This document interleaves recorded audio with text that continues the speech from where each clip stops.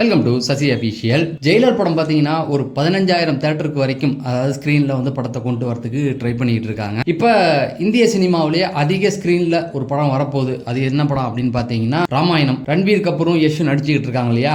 இந்த படம் பார்த்தீங்கன்னா கிட்டத்தட்ட ஒரு 45,000 ஸ்க்ரீனில் வந்து கொண்டு வரதுக்கு உலக அளவில் சோனி கம்பெனியோட டைப் வச்சு இந்த படத்தை வந்து கொண்டு வரதுக்கு ட்ரை பண்ணுறாங்க. இது வந்து நம்ம சன் பிக்சர்ஸ் வந்து இந்த விஷயத்தை கேள்விப்பட்டு இவங்க இப்போ என்ன ட்ரை பண்ணிட்டு இருக்காங்கன்னா, ஜெயிலரை வந்து கிட்டத்தட்ட 45,000 ஸ்க்ரீன்லாம் கொண்டு வர முடியாது. இப்போ சன் பிக்சர்ஸ் வந்து இதை வந்து உலக அளவில் ஒரு 15,000 ஸ்க்ரீனில் கொண்டு வந்தால் கிட்டத்தட்ட ஒரு 1000 கோடி 1200 கோடி வரைக்கும் வசூல் பண்ணலாம் அப்படின்ற ஒரு விஷயத்தை கனெக்ட் பண்ணி தான் அதை கொண்டு வந்துக்கிட்டு இருக்காங்க. அதுக்கப்புறம் பார்த்தீங்கன்னா இந்த படத்தை இந்தியாவிலே ரிலீஸ் பண்ணுறதுக்கு நிறைய சிக்கல்கள் இருந்தது. தமிழ் சினிமாவை பொறுத்த வரைக்கும் இங்கே போட்டியாக வந்து ஓம் படம் வந்து வரதா சொன்னாங்க, அதாவது தனுஷுடைய படம். ஆனால் இப்போ என்ன பண்ணுறாங்க அப்படின்னா, கண்டிப்பாக ஓம் படத்தை ஜெயிலர் 2ஓட கொண்டு வந்தால் கண்டிப்பாக அவங்க அடி வாங்கிடுவாங்க அப்படிங்கிறத அவங்க நல்லா தெரிஞ்சுக்கிட்டாங்க. ஏன்னா தனுஷை பொறுத்த வரைக்கும் அவருடைய மார்க்கெட் வந்து இருக்குது, இல்லைன்னு சொல்லலை. பெரிய வியாபாரம் அப்படிங்கிறது அவருக்கெல்லாம் அதிகபட்சம் 100 கோடிக்குள்ளே தான். அவருடைய படங்களில் வந்து எதுவுமே வந்து 100 கோடியை தாண்டி அடுத்து பெருசெல்லாம் போனதில்லை. ஜெயிலர் 2ஓட வரும்பொழுது அதோடைய பிஸ்னஸ் மொத்தமாக போயிடும் அப்படிங்கிறது தான். வீம்புக்குன்னு படத்தை விட்டு விஜய் மாதிரி ஆயிடக்கூடாது அப்படிங்கிறது தான். வேணால் நம்ம பேர் வேணால் எழுதிக்கலாம். இப்போ ஜனநாயகனுக்கெல்லாம் எழுதிக்கிட்டு இருக்காங்க இல்லையா, படம் வந்து இன்னமும் எல்லா தேட்டர்லேயும் இருக்குது, கூட்டமே இல்லை. இருந்தாலும் சும்மா ஓட்டணும், 50வது நாள் போஸ்டர் அடிக்கணும் அப்படிங்கிறதுக்காகவே அதெல்லாம் பண்ணிக்கிட்டு இருக்காங்க. வேணால் எழுதலாமே தவிர வருமானம் இருக்காது, அதனால் அதை வந்து தள்ளி வைக்கிறதாகும். ஜெயிலர் 1 வந்தப்போ தெலுங்கில் வந்து சிரஞ்சீவி வந்து ஒரு படத்தை ரிலீஸ் பண்ணியிருந்தார். படம் அவுட். அங்கே ஜெயிலர் கூட மோதி படம் அங்கே அவுட்டு. தெலுங்கில் சூப்பர் ஸ்டாரு, நம்பூர் சூப்பர் ஸ்டாரில் மோதி அங்கே படம் அவுட்டு. அங்கே ஜெயிலர் கலெக்ஷன் வந்து அதிகமாக போயிடுச்சு. இப்பயும் அதே ஒரு சூழல் வந்து வந்திருக்கு. என்னென்னா சிரஞ்சீவி அவர்களுடைய ஒரு படம் வந்து இப்போ ரிலீஸ் பண்ண போகிறாங்க அப்படிங்கிற மாதிரியான செய்திகள் வந்துகிட்டு இருந்தது. சிரஞ்சீவி அவர்கள் என்ன பண்ணிட்டாராம், இல்லை அந்த படத்தை ஜெயிலர் கூட நம்ம கொண்டு வர வேண்டாம் அப்படின்னு ஒரு முடிவு எடுத்துட்டார். ஏன்னா சிரஞ்சீவியோட படங்கள் தமிழில் வராது, தெலுங்கில் வரும், கன்னடத்தில் வரும், அதுக்கப்புறம் ஹிந்தியில் வரும். ஆனால் சிரஞ்சீவி அவர்களுக்கு வந்து அவர் ஒரு மாஸ் ஹீரோ தான், குறைச்சிலாம் மதிப்பிட தேவையில்லை. கர்நாடகாவில் பார்த்தீங்கன்னா ரஜினிகாந்த் கூட அவரால் மோத முடியாது. ஏன்னா கர்நாடகாவில் ரஜினி சாருக்கு ஃபாலோவர்ஸ் அதிகம், சிரஞ்சீவிக்கு கம்மி. ஹிந்தியிலையுமே அப்படி தான், ரஜினியை விட உலக அளவில் அவருக்கு ஃபாலோவர்ஸ் கம்மி தான். அதனால் இந்த படத்தை நம்ம கொண்டு வந்து தெலுங்கில் வேணால் கொஞ்சம் மாஸ் காட்டலாம், அது ஒரு பிரச்சனை கிடையாது. ஆனால் இந்திய அளவில் அது ஒரு சர்க்கிளாக போயிடும் அப்படிங்கிறதுக்காக என்ன பண்ணிட்டாராம், அந்த படத்தை நிறுத்திங்க, வேண்டாம், போட வேண்டாம் அப்படிங்கிறத வந்து உறுதியாக இருக்காராம். ஸோ ஜெயிலர் 2ஓடைய ரிலீஸ் டைமில் தமிழ்லேயும் அந்த படம் வந்து ஓம் போகுது. அதுக்கப்புறம் பார்த்தீங்கன்னா தெலுங்குலேயும் வந்து மெகாஸ்டார் சிரஞ்சீவி வந்து தன்னுடைய படத்தை ரிலீஸ் பண்ணலன்ட்டு, ஹிந்திலையுமே பெரிய படங்கள் எதுவும் வரப்போகிறது இல்லைன்ட்டாங்க. ஸோ எதுக்கு சொல்கிறேன்னா, இந்த 15,000 ஸ்க்ரீன் இது இந்தியா முழுக்க ஒரு போட்டியும் இல்லை இந்த டைமில் ஜெயிலர் 2 வரும்பொழுது. இதெல்லாம் கணக்கு பண்ணி ஒரு 1000 கோடி அந்த இதில் ரொம்ப தெளிவாக இருக்காங்க. ரஜினி சார் ஒரே ஒரு அட்வைஸ் மட்டும் நெல்சனுக்கு கொடுத்துருக்காராம். என்னென்னா, நீங்கள் என்ன வேணால் பண்ணுங்கள், எப்படி வேணால் சொல்லுங்கள், எவ்வளோ டைம் வேணால் கேளுங்க, என்னுடைய கால் ஷீட் திரும்ப கேட்டாலும் நான் தர தயாராக இருக்கேன். ஏன்னா இந்த படத்தை நீங்கள் வந்து கூலி மாதிரி ஆயிடக்கூடாது அப்படிங்கிறதுல தெளிவாக இருக்கார். ஏன்னா கூலிக்கு மிகப்பெரிய ஹைப் இருந்துச்சு. ஒரு விக்ரம் மாதிரியான ஒரு ஸ்கிரிப்டாக இருந்ததுன்னா எங்கேயோ போயிருக்கும். ஆனால் அவர் ஏதோ கதையெல்லாம் சொல்லிவிட்டு ரசிகர் மேலே அவங்க வந்து எதிர்பார்ப்பு அதிகமாக வச்சுட்டாங்க, நான் எதுவுமே சொல்லலை அப்படின்னு.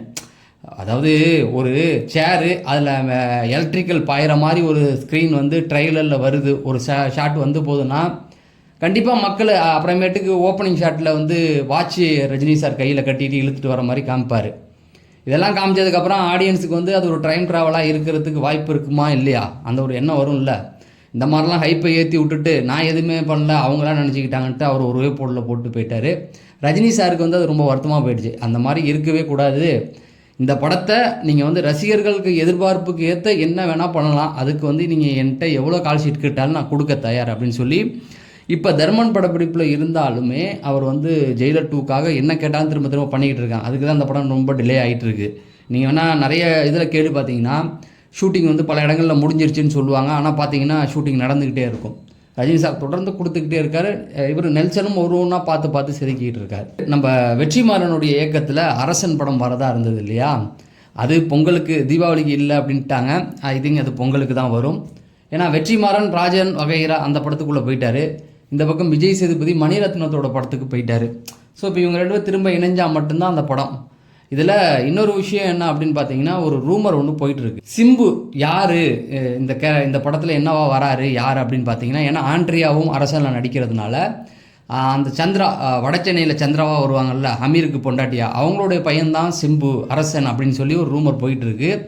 அதை ஆண்ட்ரியா இப்போ சொல்லியிருக்காங்க, அந்த மாதிரிலாம் எதுவும் கிடையாதுங்க, அவங்க கூட நடிக்கிறேன், ஆனால் அவர் எனக்கு பையன்லாம் இல்லை அப்படிங்கிறத சொல்லிட்டாங்க. இதில் முக்கியமாக என்ன அப்படின்னு பார்த்தீங்கன்னா, 2 பேருமே அன்பு அரசன், அதாவது வடச்சென்னையில் அன்பும் அரசனும் பார்த்தீங்கன்னா ஒரே காலகட்டத்தில் வாழ்கிறவங்க மாதிரி தான் அவர் காமிச்சிக்கிட்டு இருக்காரு.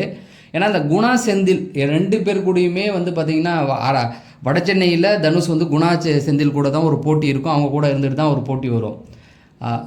இந்த பக்கம் பார்த்தீங்கன்னா அரசன் படத்துலேயும் குணா செந்தில் இருக்காங்க.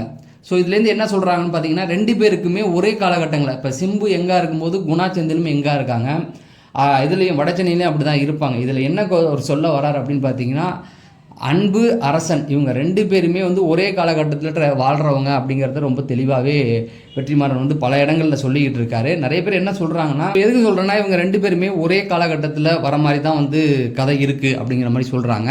இதில் இவங்க 2 பேருமே அந்த அரசன் படத்தில் வரத்துக்கு, அன்பு வரத்துக்கு நிறைய வாய்ப்புகள் இருக்குது அப்படிங்கிற மாதிரி சொல்கிறாங்க. அரசன் படத்தில் அன்பு வராரு அப்படின்னு பார்த்தீங்கன்னா எப்படி இருக்கும் அப்படின்னா, டைரெக்டாக காட்டலனாலும் மறைமுகமாக ஒரு சில செய்திகள் சொல்லலாம் அப்படிங்கிற மாதிரி சொல்கிறாங்க. ஏன்னா ஏற்கனவே தனுஷ் சிம்பு கூட நடிக்கிறதுக்கு ஒரு வாய்ப்பு இருந்தது வடச்சென்னை படத்தில்.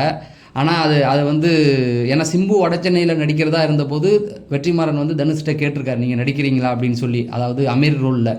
ஆனால் அந்தளவுக்குலாம் என்னால் பண்ண முடியாதுன்னு அவர் ஓப்பனாகவே சொல்லிட்டாரு. தனுஷ் ஒரு கேமியோ மாதிரி பண்ணுற மாதிரி இருக்கும் அப்படிங்கிற மாதிரி செய்திகளும் வருது. அப்படி இல்லைன்னா மறைமுகமாக அன்பை மறைமுகமாக காட்டுறதுக்கு வாய்ப்பு இருக்குது அப்படிங்கிற மாதிரியும் சொல்லிக்கிட்டு இருக்காங்க. பட் ஆனால் எதுவாக இருந்தாலும் அதில் ஒரு வாய்ப்பு கண்டிப்பாக இருக்குது, அதில் எந்த மாற்று கருத்தும் கிடையாது. நீங்கள் எனக்கு தெரிஞ்சவர்கள் சொன்னது என்னென்னா, அன்பு டைரெக்டாக வரத்துக்கு வாய்ப்பு இருக்குது, அப்படி இல்லைன்னா அவருடைய ரெஃபரன்ஸ் உள்ளே வைப்பாங்க, ஒரு பேச்சளவுலையாவது அன்புடைய பேரை யூஸ் பண்ணுற மாதிரி இருக்கும் அப்படிங்கிறத தெளிவாக சொல்லியிருக்காங்க. இவ்வளோ தான் மக்களே இன்றைக்கான அப்டேட்டுகள். நீங்கள் இதில் உங்களுக்கு எந்த நியூஸ் ரொம்ப பிடிச்சிருக்குது அப்படிங்கிறத கமெண்ட் செக்ஷனில் சொல்லுங்கள். ஸோ இந்த வீடியோ பிடிச்சிருந்தா ஒரு லைக் கொடுத்துட்டு நம்ம சேனலை சப்ஸ்கிரைப் பண்ணால் சப்ஸ்கிரைப் பண்ணிடுங்க. நம்ம அடுத்த வீடியோவில் சந்திப்போம். நன்றி, வணக்கம்.